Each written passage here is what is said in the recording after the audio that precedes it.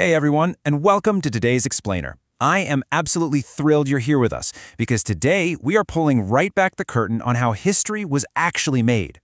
You know, we usually read history as this grand chronicle of tactical genius, shining armor, and glorious cavalry charges. But today we're going to examine the gritty, unyielding, and honestly kind of brutal mathematical realities that truly built ancient empires.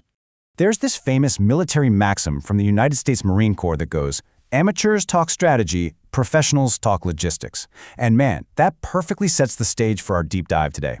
Because in the ancient world, this wasn't just some clever saying to toss around. It was the absolute, unbreakable law of survival. A general who couldn't figure out how to feed his men would watch his grand, highly disciplined army just quickly dissolve into a mob of starving, mutinous bandits long before they ever even saw an enemy on the battlefield. So there's a really stark contrast between the Hollywood illusion of warfare and the gritty reality. Fundamentally, an army is not just a weapon. It's actually a massive, moving, incredibly hungry city. And exactly like a city, it consumes absolutely everything in its path. Section 1. The Math of Hunger, Calculating the Caloric Engine. I just want you to take a second and let this massive number sink in. 150 million calories. That is the number of calories required every single day to sustain a typical ancient field army of 40,000 men.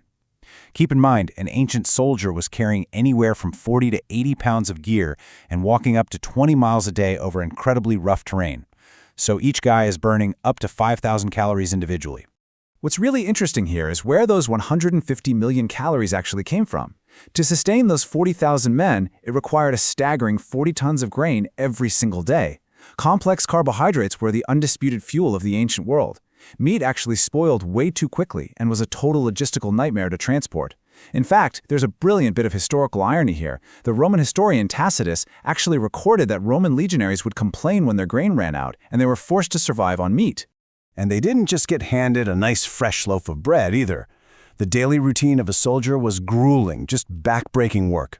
After a 20-mile march and after building a fortified camp, soldiers had to pull out a heavy stone hand mill, physically grind their own unground wheat ration, and then bake it on the coals into this dense, super hard biscuit called panis militaris, or maybe boil it into a thick porridge. All of that labor, every single day, just to secure their daily carbs. Section 2. Beasts and Burdens, the Tyranny of Transport. Knowing what an army ate is one thing, right?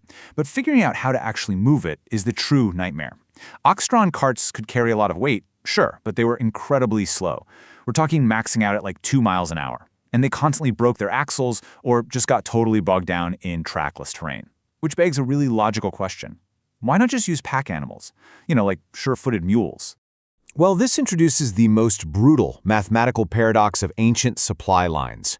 A mule can carry about 200 pounds, which sounds great, but it also needs to eat 10 pounds of fodder a day just to survive the march. So if you march into a barren wasteland with no grazing grass, that mule has to carry its own food. Mathematically, after 20 days of marching, the beast of burden has eaten its entire payload. It's literally zeroed out. You simply could not supply an army overland by pack animal for more than a few weeks. Because of this massive physical limitation, armies went to extraordinary lengths to shift the burden of weight. They solved the mule paradox by basically making the soldiers themselves the beasts of burden. The Roman general Gaius Marius drastically reduced his vulnerable baggage train by forcing his legionaries to carry all their own cooking pots, tools, and rations on a wooden pole. These heavily laden, totally exhausted troops proudly called themselves Marius's mules. And Alexander the Great actually enacted the exact same reforms centuries earlier to keep his army lean and fast. Moving right along to Section 3. Hugging the water, the heaviest lifeline. Now, a marching army needs well over 100,000 gallons of water daily, and you simply cannot carry that kind of weight over land. This means ancient campaigns were completely dictated by hydrology. They literally had to hug rivers. Alexander the Great easily conquered the Persian Empire on the battlefield, but when he attempted an inland march through the Gedrosian Desert, he found no water. He lost up to a third of his veteran soldiers to thirst and dysentery. It just completely proves that nature is vastly deadlier than enemy steel.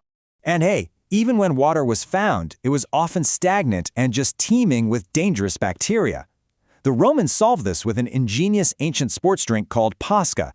By mixing sour wine or vinegar into the water, the acidity killed the microbes and masked the foul taste, while restoring vital electrolytes. And as a super fascinating historical detail, this standard military ration of Pascha is exactly what a Roman legionary offered to Jesus on the cross.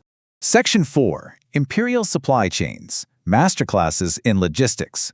No one mastered this quite like the Romans, who managed to turn logistics into a relentless, empire-wide science called the annona militaris. They used massive merchant fleets on the Mediterranean, which is basically the superhighway of antiquity, to move thousands of tons of grain, seamlessly connecting to their precision-paved all-weather road networks. And I absolutely love this last point. Archaeologists actually found the Vindolanda tablets up on the freezing Scottish frontier. They contain delightfully mundane requests from quartermasters ordering everyday things like beer, oysters, and thick winter socks. The ultimate test of this Roman system occurred at the 52 BC siege of Alesia. Julius Caesar had 60,000 Romans. He managed to trap 80,000 Gauls inside a fort. But then, get this, a massive Gallic relief army of 250,000 arrived and trapped Caesar in the middle. Despite being vastly outnumbered, Caesar had spent weeks strictly hoarding grain and diverting rivers into fortified magazines. The unorganized Gauls, on the other hand, quickly stripped the land bare and simply starved. Caesar defeated an overwhelmingly larger enemy by just outmanaging their stomachs. Now, while Rome mastered the Mediterranean, ancient China was engineering miracles on a scale that honestly dwarfed European conflicts. To navigate rugged, trackless terrain where pack animals would instantly starve, they relied on incredible mechanical advantage. Enter the Munyu Lima, or the wooden ox, which is widely believed to be invented by the legendary strategist Zhuge Liang. This revolutionary wheelbarrow allowed a single man to push 400 pounds of grain right over narrow mountain paths. Yet even with all those wheelbarrows and vast canal networks, Chinese supply lines were terrifyingly stretched across the Gobi Desert. A staggering calculation from the Han Dynasty reveals that to deliver just one single unit of grain to a frontier soldier, the porters consumed 192 units of grain just making the round trip. This crushing 192-to-1 logistical tax made warfare so insanely financially ruinous that building the massive Great Wall and just utilizing aggressive diplomacy was actually the far cheaper option. And finally, Section 5. This shadow army, the camp followers.